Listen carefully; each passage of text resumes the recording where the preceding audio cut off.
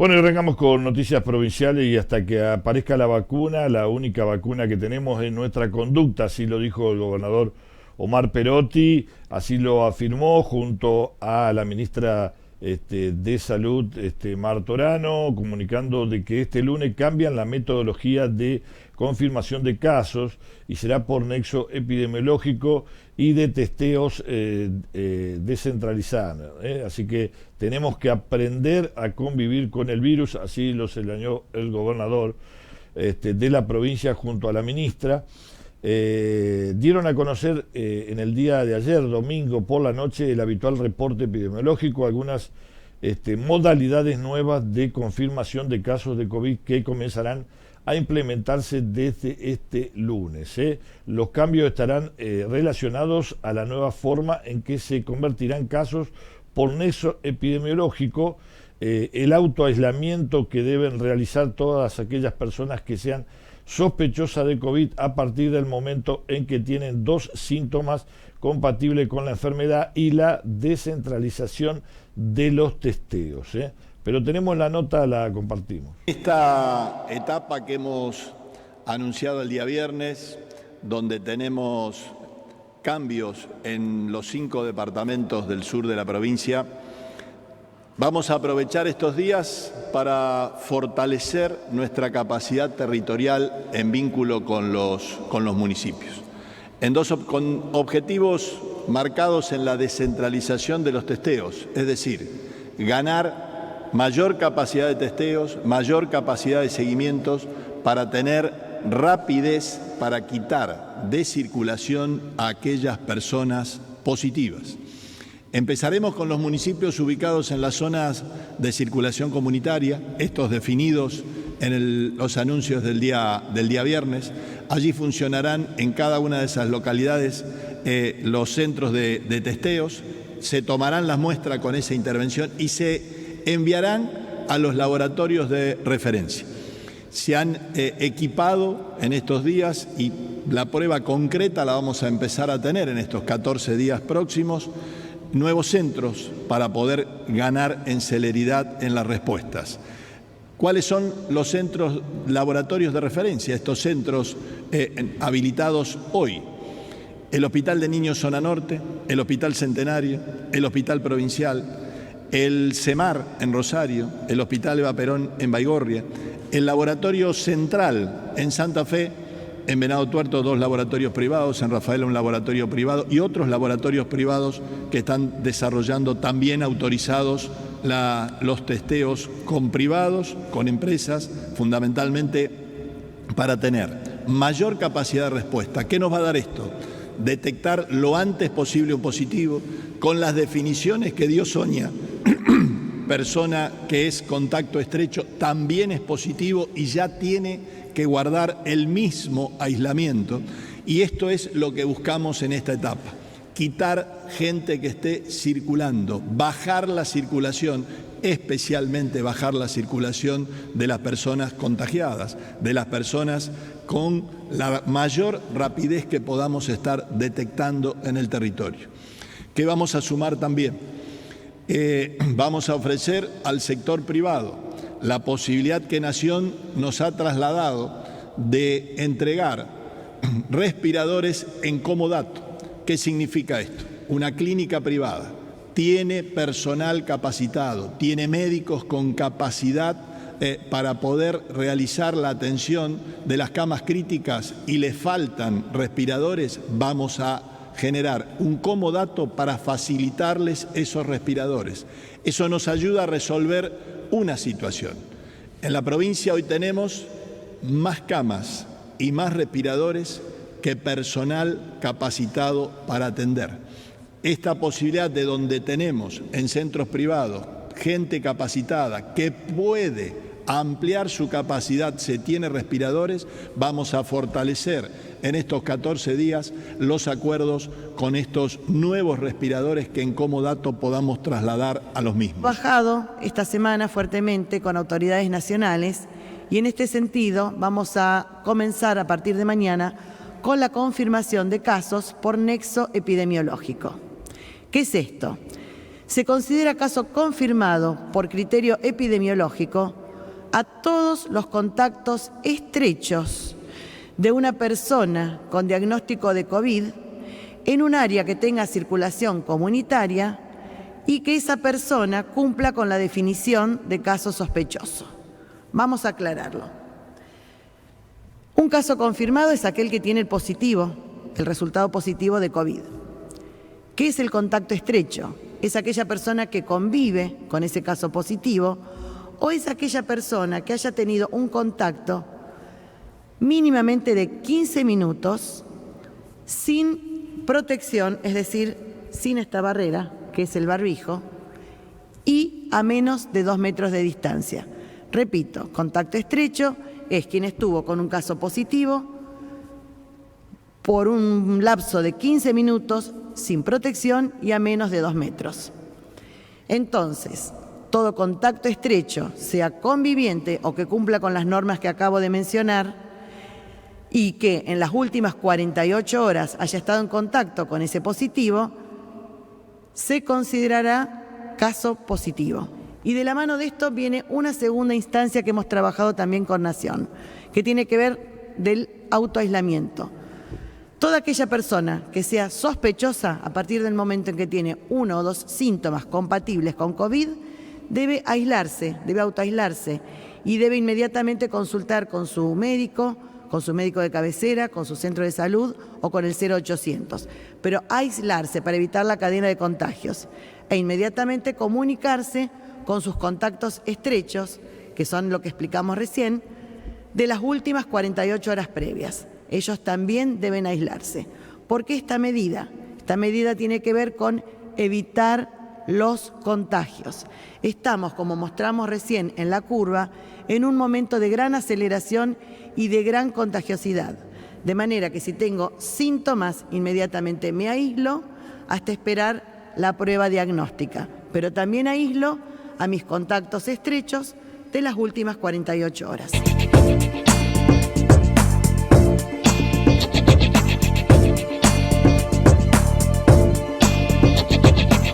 Bueno, medidas que se están tomando para poder frenar este contagio. Yo le agregaría algunas cosas más, mire, porque la verdad que, la modalidad que se estaba tomando era más o menos similar, porque uno le avisaba a los contactos que tenía y esos contactos se quedaban adentro 14, 15 días. Pero ¿cuál es, yo digo, lo que siempre vuelvo a repetir y lo voy a seguir repitiendo? No se sabe cuándo se va. Se habla de 14 días. Bueno, hay casos, y hoy vamos a buscarlo también, lo vamos a nombrar, de una conductora que hace un mes que lo tiene positivo y no pasa a negativo. Sigue teniéndolo positivo.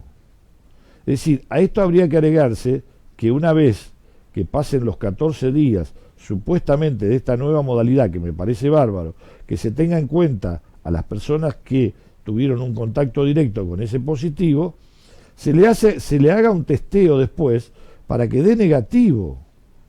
Porque si no, esa persona a los 14 días no tuvo síntomas, nada, y sigue teniendo positivo, sale a la calle y sí vuelve a contagiar. Y esto está pasando porque nadie sabe nada de este virus. Nadie. Todos están haciendo pruebas de ver cómo se puede hacer para poder parar la situación. Pero un caso positivo que no tiene síntomas y que se lo aísla, también tiene que controlarse después de los 14 días que supuestamente se tendría que ir el virus, está aislado, porque si no se lo contagia a otro. Tendrían que hacerle para decirle, bueno, ahora usted está negativo. Y eso no pasó en la provincia, porque yo conozco casos que han dicho positivo, le han dicho a la persona que estuvieron juntos que se mantengan aisladas en su casa 14 días y que después salgan si no sentían síntomas.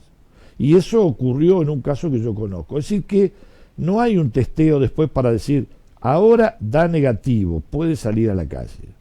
Yo le agregaría eso, por lo menos, Sería un agregado más a estas nuevas medidas que se están haciendo y que me parece que son buenas, pero que le falta determinar cuándo esa persona ya es negativo y puede salir, para que tengan la tranquilidad de que no va a contagiar a ningún otro.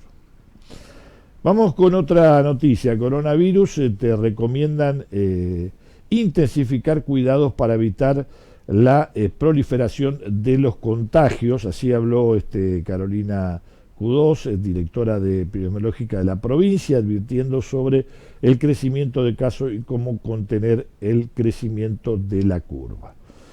Ante las nuevas medidas llevadas adelante por el Departamento General de Casero, Constitución, Rosario y San Lorenzo, los cuidados personales deberán intensificarse para reducir el incremento de contagio. De todas formas, se disminuirá la ocupación de camas críticas por no sobrepasar el sistema. Pero vamos a la nota. Esta enfermedad es altamente contagiosa, esto lo estamos diciendo desde el principio. Se contagia por vía respiratoria al hablar, toser, estornudar o cantar.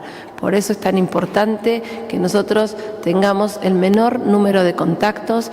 Desde que una persona tiene síntomas, desde 48 horas previas se sabe cuando estaba completamente sano que puede estar contagiando. Entonces, si nosotros tenemos una importante cantidad de contactos, esa gente puede llegar a contagiarse. Entonces, por eso es tan importante el disminuirlos, el no hacer reuniones sociales que actualmente no están permitidas, el salir por trabajo, pero cuidándonos, salir por trabajo, por otras necesidades que tengamos, pero con las precauciones que tenemos que tener del uso del barbijo que cubra nariz, boca y mentón, del distanciamiento cuando me encuentro con alguien y hablo a más de 2 metros de distancia en lo posible, lavado de manos frecuente con agua y con jabón, sino con alcohol en gel, y cuando yo tengo algún síntoma, cualquier síntoma que se parezca a una gripe, no hay gripe circulando este año. Este año estamos viendo que el coronavirus desplazó a la gripe y a todos los virus respiratorios.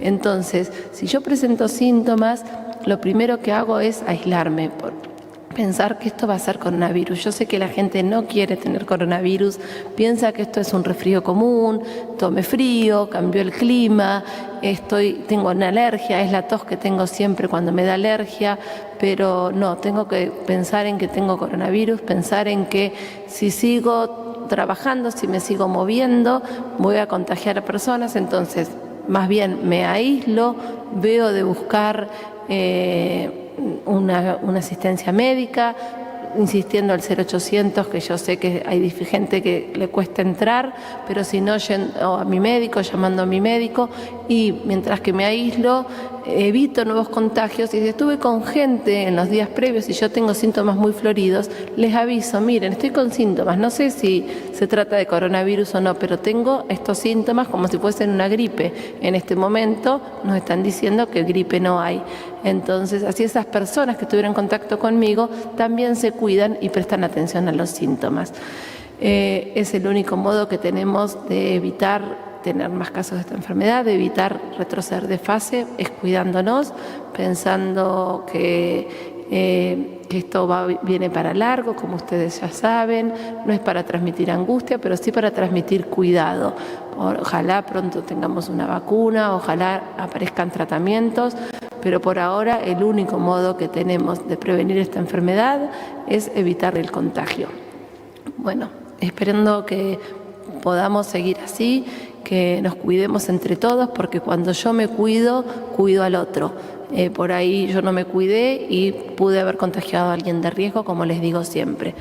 También otra de las cosas para saber, ustedes ven el número de contagios que se dan, porque antes esto estaba en la China, en Asia, luego en Europa, luego en América, luego en Buenos Aires, luego en Rosario. Ahora tenemos casi todos un conocido que tiene síntomas o es sospechoso o está aislado. Entonces, por favor, cuidémonos. Es todo lo que realmente podemos decir. Seguimos trabajando y mucho en el cuidado de todos los santafesinos.